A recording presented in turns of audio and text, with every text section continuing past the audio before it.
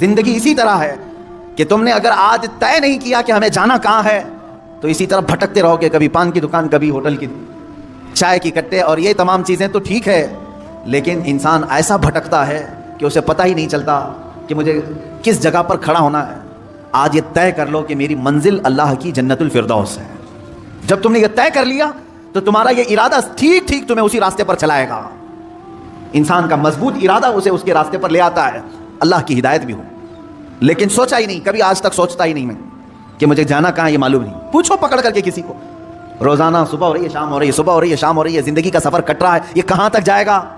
اکثر تو یہ کہیں گے جیسے چل رہا ہے چلنے دو، ہمیں کیا معلوم کہاں تک یہ زندگی لے جائے گی۔ میرے عزیزو، زندگی کہاں لے جائے گی؟ تم اسی طرح پنچر گاڑی میں بیٹھو گے تو پتہ نہیں کہیں پر بھی ٹائر پھٹے گا، اور ایسے ہی ہوتا ہے جیسے آپ یہاں سے نکلے اور ڈیسٹینیشن معلوم نہیں تھا، زندگی بھر گھومتے رہے اور جب تھک گئے تو قبرستان میں سو گئے، تمہیں اٹھا کر کے سلا دیا گیا، ہو گئی زندگی ختم ہو گئی۔ لیکن وہ بندہ جسے اپنا ڈیسٹینیشن معلوم ہے، جسے اپنی منزل معلوم ہے، جسے اپنا گھر معلوم ہے، وہ بھٹکتا نہیں، اسی راستے پر چلتا ہے۔ میرے پاس ٹائم کم ہے، مجھے جانا یہاں تک ہے، وہ تیزی سے دوڑتا ہے، یا سواری ملے تو اس پہ سواری پہ بیٹھ جاتا ہے۔ اب مجھے یہ بتائیں، آپ کے ارادوں میں یہ ہے کہ یہاں سے مجھے اجمیر شریف جانا ہے، آپ کے پاس فقط 2 دن کا وقت ہے، آپ کوئی انتظام نہیں تھا، پیدل ہی نکل پڑے، تھوڑی دیر کے بعد دوڑنے لگے کہ نہیں 2 ہی دن کا ٹائم ہے، جلدی پہنچنا ہے۔ اس کے بعد پھر کوئی بیل گاڑی آئی، اس میں چڑھ گئے، جا رہی ہے یہ مجھے جہاں تک لے جائے، مجھے فاسٹ ہونا ہے۔ تھوڑی دیر کے بعد کوئی بائک والا آیا، وہ لے کے گئے، تھوڑی دیر کے بعد بس آئی، اس میں چڑھ گئے، تھوڑی دیر کے بعد ٹرین مل گئی، اس میں چڑھ گئے۔ یعنی آپ اس راستے پر ہر فاسٹ جانے والی چیز کو ڈھونڈ رہے ہیں اور بڑھتے جا رہے ہیں، کیونکہ 2 دن کا ٹائم ہے، اور بڑھتے بڑھتے اتنی تیزی سے پہنچ گئے کہ وقت سے پہلے آپ اجمیر معلیٰ پہنچ گئے۔ یہ زندگی کی دوڑ ہے۔ میرے عزیزو، تمہارے لیے اگر جنت کا فیصلہ ہو چکا ہے آپ کے ذہن میں کہ مجھے جانا وہیں پر ہے، تو میں یہ بتاتا ہوں زندگی بہت شارٹ ہے تمہارے پاس، بہت مختصر ہے، بہت تیزی سے تمہارے دن گزر رہے ہیں، تمہیں لوٹایا جائے گا اللہ کی بارگاہ میں۔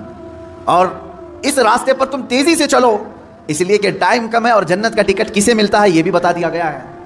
تمہاری نمازیں کمپلیٹ ہو، جلدی سے اس کی طرف توجہ کر لو، تمہارے روزے باقی نہ رہیں، اس کی طرف لگ جاؤ، تمہاری زکوٰۃ کوئی قضا نہ رہ جائے، اس کی طرف لگ جاؤ، حج اگر فرض ہو چکا ہے تو فوراً چلے جاؤ، اس لیے کہ وقت تمہاری زندگی میں بہت کم ہے۔ اور جسے یہ معلوم ہو کہ میرے مختصر وقت میں مجھے سب کرنا ہے، میں سمجھتا ہوں وہ اپنی زندگی کو عیاشیوں میں نہیں گزارتا، فالتو اور ضائع اوقات اپنی زندگی کو نہیں خرچ کرتا۔ عزیزان گرامی وقار، آیت کریمہ پھر سے میں پڑھتا ہوں۔ اللہ رب العزت ارشاد فرماتا ہے، افحسبتم انما خلقناکم عبثا، کیا تم یہ گمان کر کے بیٹھے ہو کہ ہم نے تمہیں بیکار میں پیدا کیا ہے؟ عزیزان گرامی وقار، ایک جو چھپکلی ہوتی ہے، ایک کاکروچ سمجھ لیں، جھینگر، اس کو بھی اللہ نے بیکار میں نہیں بنایا، اس کے وجود کا کوئی نہ کوئی مقصد ہے۔ لاکھوں اس کی مخلوقات ہیں، ہر ایک کے پیدا کرنے میں کوئی نہ کوئی حکمت ہے جو پیدا کرنے والا جانتا ہے۔ اب تم جیسی مخلوق کو، ہم جیسی مخلوق کو اللہ کیا بیکار پیدا کیا ہے؟ اگر تمہارا یہ ارادہ ہے کہ ہمیں بیکار نہیں پیدا کیا گیا ہے، تو پھر اپنا وقت بیکار کیوں ضائع کرتے ہو؟ اپنے اوقات کو فضول کیوں برباد کرتے ہو؟ اس وقت کو وہ بندہ فضول نہیں خرچ کرے گا جو یہ گمان کرتا ہے کہ اللہ نے مجھے بیکار میں نہیں بنایا، مجھے بیکار میں نہیں پیدا کیا ہے۔ اے عزیزو، اللہ تبارک و تعالیٰ نے مقصد زندگی بھی ہمیں دوسری جگہ پر بیان کر دیا کہ تمہیں پیدا کرنے کا مقصد کیا ہے۔ وما خلقت الجن والانس الا لیعبدون، میں نے جنات اور انسان کو صرف اس لیے پیدا کیا ہے کہ وہ میری عبادت کریں۔ تم پیدا کیے گئے ہو رب کائنات کی عبادت کے لیے۔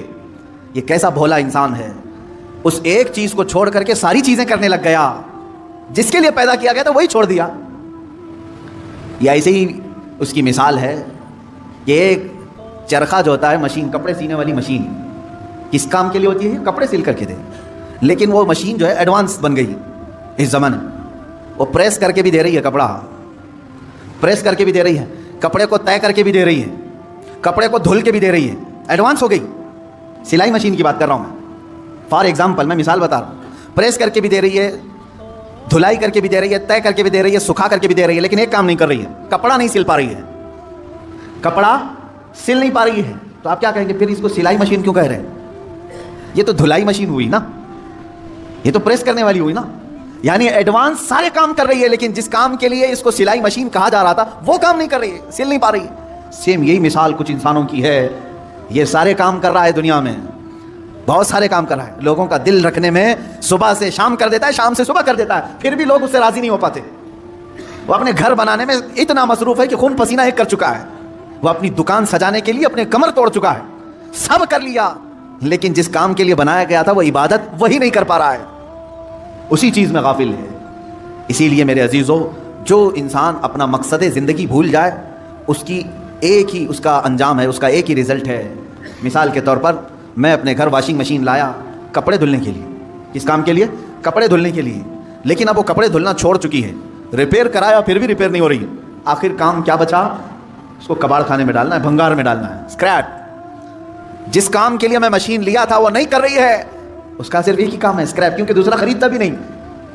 ٹوٹی ہوئی مشین کو، بیکار مشین کو خریدتا بھی کوئی نہیں، اسکریپ میں جائے گی۔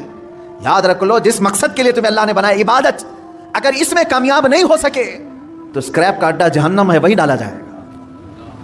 یہ بیکار کی تمام چیزیں وہیں پر ڈال دی جائیں گی۔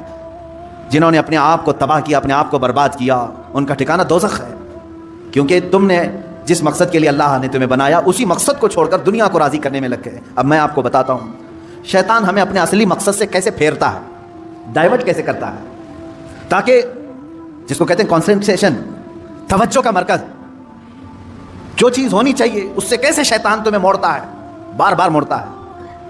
تم کو اللہ رب العزت کو راضی کرنا چاہیے تھا، تم نکلے اپنے گھر سے کہ میں اپنے رب کو راضی کرنے کے لیے چل رہا ہوں۔ درمیان میں تمہیں کوئی دوست ملا، اس نے یہ بتایا کہ فلاں دوست تو تجھے بہت ناراض ہے، پتہ نہیں کل تو نے اس کو کچھ کر دیا تھا، کیا تو نے کچھ کیا تھا، تمہارے دل میں اس دوست کی ناراضگی کی بات آئی، سوچا کہ اس کو منا لیتا ہوں کسی طرح، یا جھگڑا کر لیں یا کچھ بھی۔ بیچ میں جو دوست تمہیں بتانے کے لیے آیا تھا وہ شیطان تھا۔ جب تمہیں اللہ کو تم راضی کرنے نکلے تھے، اس نے تمہارا دماغ ڈائیورٹ کر دیا ایک انسان کی طرف۔ تم جا رہے تھے رب ذوالجلال کی عبادت کے لیے، اسے منانے کے لیے، شیطان نے تمہارے دل میں یہ بات ڈال دی کہ پہلے اس کا کام کرو تم، اور ادھر چلے گئے، اس کو مناتے رہے، وہ نہیں مانا۔ یہاں تک کہ کچھ لوگ ایسے ہیں جن کو منانے میں تمہیں برسوں لگ جاتے ہیں، وہ نہیں مانتے ہیں۔ ہوتا ہے اسے، آپ اچھا کام کر کے، انہیں سلام پہنچا کر کے، انہیں تحفے دے کر کے منانے کی کوشش کرتے ہیں، نہیں مانتے کچھ لوگ۔ ہائے افسوس، میرا مولا تو صرف ایک ہی سجدے میں مان جاتا ہے، ایک سجدے میں مان جاتا ہے۔ یہ نہیں معلوم ہے بندوں کو، افسوس ہے کہ جسے بہت جلدی منایا جا سکتا تھا اسے چھوڑ کر ہم دنیا کو منانے میں لگ گئے۔ آپ پوری زندگی کا اگر تجزیہ کریں تو میں آپ کو بتاتا ہوں، ساری چینجز آپ نے صرف اور صرف دنیا والوں کے لیے کر لی اپنے آپ میں۔ ساری چینجز آپ نے دنیا کو دیکھا، یہ بہت فیشن کر رہی ہے، اور اس طرح سے اگر میں کپڑے پہنوں تو یہ مجھے عزت سے دیکھیں گے، نہیں پہنوں گا تو مجھ سے دور ہو جائیں گے۔ فیشن چل رہا ہے، پینٹ ادھر سے پھاڑنا ہے، ادھر سے پھاڑنا ہے، پہننا ہے، تو تم نے صرف اور صرف ان کا دل رکھنے کے لیے، ان کے سامنے اپنا اسٹیٹس رکھنے کے لیے اپنے آپ کو چینج کر لیا۔ شیطان ہے وہ جو تمہیں عیاشی کی طرف لے جاتے ہیں انسانوں کی شکل میں۔ قرآن پاک میں آپ نے نہیں سنا، اللہ رب العزت نے فرمایا من الجنۃ والناس، یعنی وسوسے ڈالنے والے جو شیاطین ہوتے ہیں وہ جنات میں سے بھی ہوتے ہیں، انسانوں میں سے بھی ہوتے ہیں۔ شیاطین الانس والجن، قرآن میں یہ بھی آیا ہے، انسانوں میں بھی شیطان ہوتے ہیں، جنات میں بھی شیطان ہوتے ہیں۔ انسانوں میں کیسے؟ تمہارے دوست کی شکل میں آئے گا، کبھی تمہیں پتہ بھی نہیں چلے گا، اور وہ تمہارا ذہن ڈائیورٹ کر رہا ہوگا، تمہیں بھٹکا رہا ہوگا، اور اس کی باتوں پر تم نے اپنے آپ کو بدل لیا۔ ایک مسئلہ میں آپ کو بتا دوں، شریعت کا مسئلہ، اس سے آپ اندازہ کریں کہ ہم کس قدر شیطان کی پیروی کرتے ہیں اور کتنی جلدی ڈائیورٹ ہو جاتے ہیں۔ ہمیں منانا چاہیے تھا اللہ کو، کیونکہ وہی ہماری منزل ہے، وہی ہمارا مقصود ہے، لیکن ہر دن ہر لمحے ہم ڈائیورٹ ہوتے جاتے ہیں۔ اب مسئلہ جو میں بتا رہا تھا وہ یہ ہے، دو مسئلے میں بتاتا ہوں، ایک نماز کا، ایک وضو کا ہے۔ اکثر لوگوں کی یہ شکایت بھی میرے پاس آتی ہے، استنجا کر کے آئے، پیشاب کر کے باہر آئے، وضو کرنے کے لیے بیٹھے تو ایسا لگ رہا ہے کہ قطرہ ٹپک رہا ہے، یا پیشاب کا قطرہ پھر سے نکل گیا۔ ایسے کئی لوگوں کو ہوتا ہے، پھر گئے وہ پھر دھو کر کے آئے، پھر لگا کہ نہیں پیشاب کا قطرہ نکل رہا ہے۔ یہ اطمینان نہیں ہوتا کچھ لوگوں کو۔ حالانکہ استنجا کریں آپ، پورا اس میں استبرا ہے، یعنی کھانس کر کے ہو یا اٹھ کر کے بیٹھ کر کے پیر کو موڑ کے کسی بھی طرح سے آخری قطرہ نکال دیں، یہ ٹھیک ہے، لیکن اس کے بعد آپ وضو کرنے کے لیے آئے تب یہ وسوسہ آ رہا ہے، پیشاب کا قطرہ نکلا، پیشاب کا قطرہ نکلا۔ اب کیا حکم کیا ہے آپ کے لیے؟